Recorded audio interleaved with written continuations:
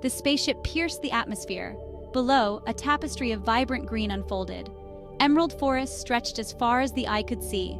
Crystal-clear rivers snaked through the landscape. The landing was smooth, the silence afterwards almost deafening. The crew disembarked, their boots sinking into the soft, mossy ground. The air was sweet, filled with the scent of unknown blossoms. Birds with iridescent plumage flitted through the trees, their songs like wind chimes. There was no sign of any large predators. A sense of peaceful serenity permeated the very air they breathed. The mission was simple: locate the lost colony of Gaia Prime. Established a decade prior, all communication with Gaia Prime had ceased abruptly. No distress signals, no automated updates, nothing. The crew was here to investigate, to bring back answers, and if possible, survivors. For now, all they had was this unnervingly beautiful, seemingly untouched paradise.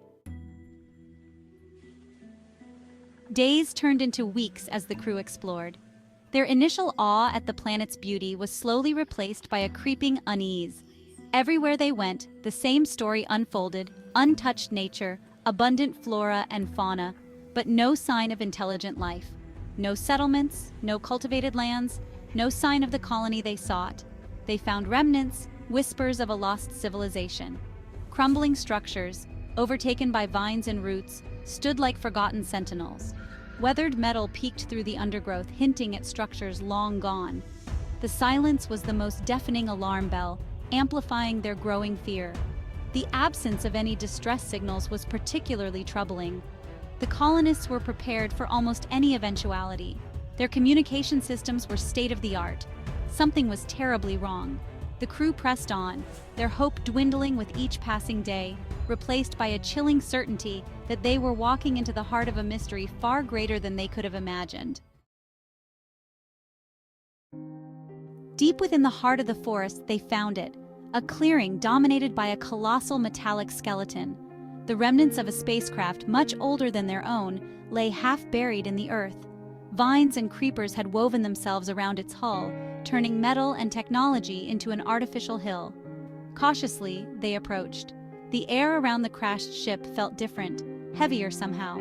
The silence here was profound, absolute. It was as if time itself moved differently around the ancient vessel. A sense of foreboding settled upon the crew, a primal instinct screaming at them to turn back. They found an entrance, a gaping maw in the ship's side. Inside, darkness and the passage of time had erased all signs of life.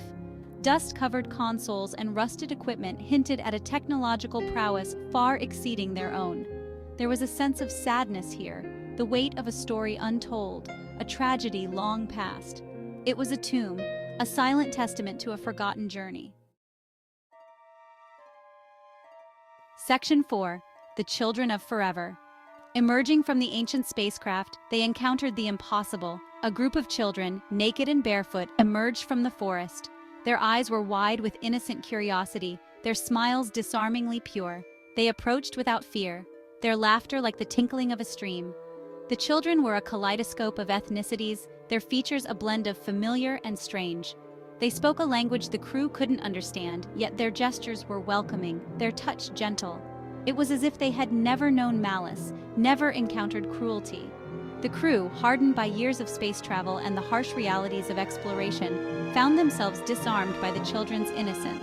They offered them water and nutrient bars, which the children accepted with glee. Where had these children come from? Were they descendants of the lost colonists, somehow untouched by whatever fate had befallen their ancestors? The mystery deepened, becoming ever more perplexing.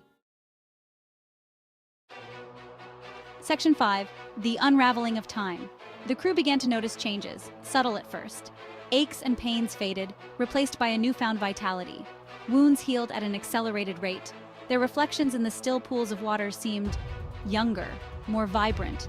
They were regressing, their bodies turning back the clock. Their minds, too, were affected. Memories blurred, the lines between experience and half-forgotten dreams becoming indistinguishable. Technical skills, honed over years of training, evaporated like morning mist. Their adult knowledge, their very identities, were unraveling. Panic set in. They had to leave, escape this planet before they lost themselves entirely. But the children, their laughter echoing through the forest, held a strange allure. Their games, their songs seemed to beckon, whispering promises of a carefree existence. The crew fought against the insidious pull of the planet, clinging to the last vestiges of their adult selves. Section 6. A warning scent, a fate embraced. With the last vestiges of their fading intellect, they managed to activate their emergency beacon. A desperate message beamed into the void, a warning to any who might follow in their footsteps. "Turn back," it pleaded. "This planet steals time." A final act of defiance, a futile attempt to prevent others from sharing their fate.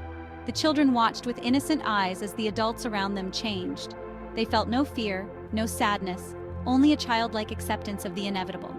The crew, their bodies now youthful, their minds cleansed of worry and responsibility, succumbed to the planet's embrace. They joined the others, their laughter echoing through the trees, their past lives fading into distant memory. The planet of eternal youth had claimed them, adding their essence to its timeless tapestry. The cycle was complete, the warning lost in the vastness of space, a silent monument to a discovery both wondrous and terrifying. The planet remained, a verdant paradise, forever young, forever waiting.